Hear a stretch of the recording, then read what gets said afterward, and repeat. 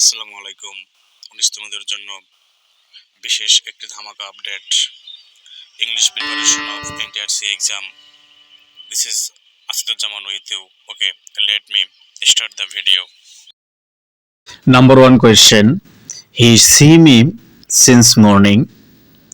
Since ফরযুক্ত sentence সাধারণত present perfect continuous, past perfect continuous অথবা ফিউচার পারফেক্ট কন্টিনিউয়াস টেন্সে করতে হয়।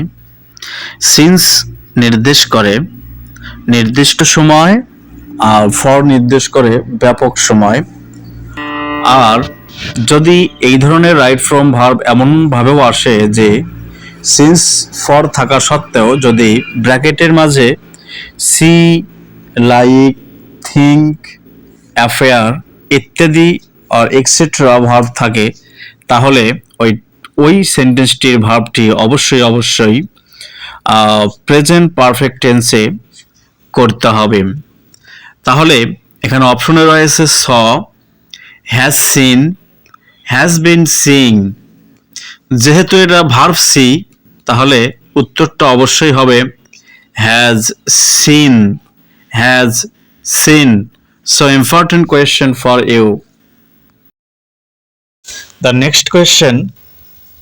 Russell tried the best to ensure that his wife dash enjoy the game. Option রয়েছে enjoyed, has enjoyed, had enjoyed, none of them. কোনটি হবে? তো খুব গুরুত্বপূর্ণ একটি প্রশ্ন। যেমন এখানে দ্যাট যুক্ত ক্লোজ রয়েছে, that his wife enjoy the game. এই দ্যাট যুক্ত ক্লোজের পূর্বে যদি পাস্ট ইনডিফিনিট টেন্স থাকে, তাহলে তারপরে অবশ্যই পাস্ট পারফেক্ট টেন্স হবে। সেই ক্ষেত্রে এখানে রাইট আনসার হ্যাড এনজয়েড, কারণ পাস্ট পারফেক্টে সাবজেক্ট হ্যাড প্লাস ভার্ব 3 হবে। সেই দৃষ্টিকোণ থেকে এখানে রাইট আনসার 3 নম্বরে রয়েছে হ্যাড এনজয়েড। হ্যাড এনজয়েড কি দাঁড়ালো? Russell try the best to ensure that his wife had enjoyed the game. Russell খুব চেষ্টা করলো নিশ্চিত করতে যে তার স্ত্রী গেম উপভোগ করিয়াছিল। ওকে। The third question of this video is I hate Ria dash eat rice. অপশনে রয়েছে eaten, ate, eat, none of them. কোনটি হবে? মূলত রুলটি হচ্ছে, এটা হচ্ছে কজেটিভ ভার্ব।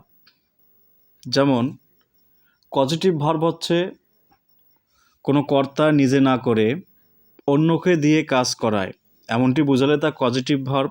যেমন নো নিজে জানা, ইনফর্ম অন্যকে জানানো, রিমেম্বার নিজে স্মরণ করা, রিমাইন্ড অন্যকে স্মরণ করিয়ে দেয়া, সি নিজে দেখা, শো অন্যকে দেখানো, ইট নিজে খাওয়া, ফিড অন্যকে খাওয়ানো। তদরূপ help, get, make, let, help etcetera আর to be called also causative verb.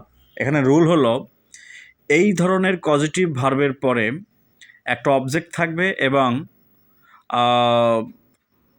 Object বলতে যে কাজটি করবে সে থাকবে, তারপরে